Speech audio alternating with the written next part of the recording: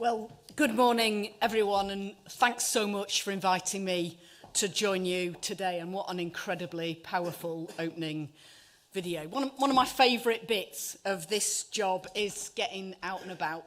It's meeting people like you championing these important causes, as well as visiting our fantastic teams out on the ground, from those working hard to resurface the roads in North Tyneside to national highways, traffic officers out on the network around Wakefield.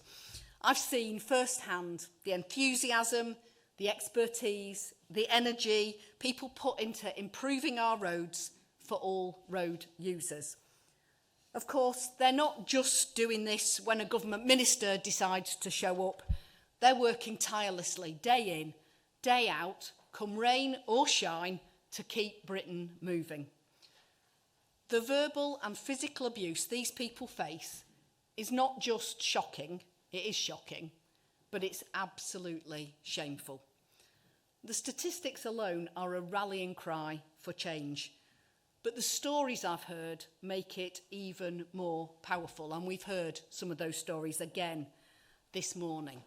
Stories of horrific insults shouted by drivers and things thrown at them. Stories of stab vests and body cameras being relied on for safety.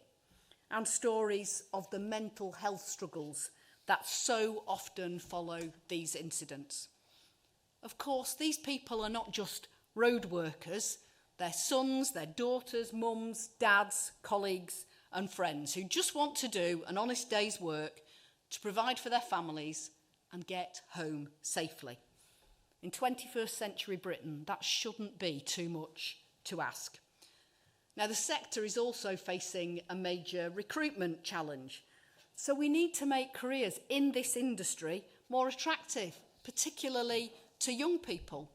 And that starts by making the highways a safe place to work and by improving the reputation of these roles. Because how can we expect people to take up jobs that leave them vulnerable to abuse? Talk about a hard sell. Now, I'm so grateful for all the work Safer Highways is doing to turn this around. The Stamp It Out initiative has put this issue on the national agenda, taking a roadshow around the country last summer, running the fantastic Respect Our Workforce Week, offering free resources to partners across the industry and securing plenty of media coverage along the way. Your reporting app has also helped to build a better picture of the problem, allowing partners to target support where it's most needed. And the proof, as they say, is in the pudding. Stamp It Out has received funding from councils for its services and continues to go from strength to strength, leading to its second annual summit today. Now, this government shares your ambition for change, and you have my word that we will do all we can to support you.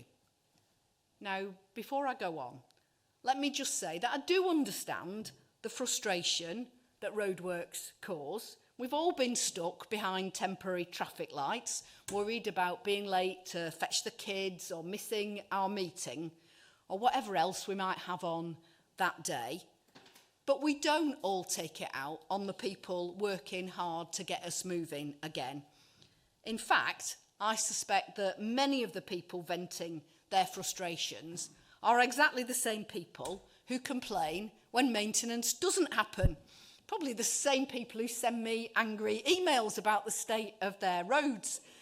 And as we continue to tackle the plague of potholes across the country, roadworks should be seen as a perfectly normal part of everyday life.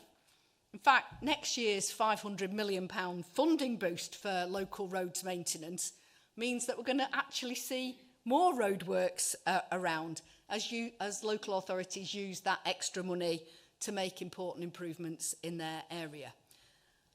So it's really important, and it couldn't be more timely that we're having this discussion today.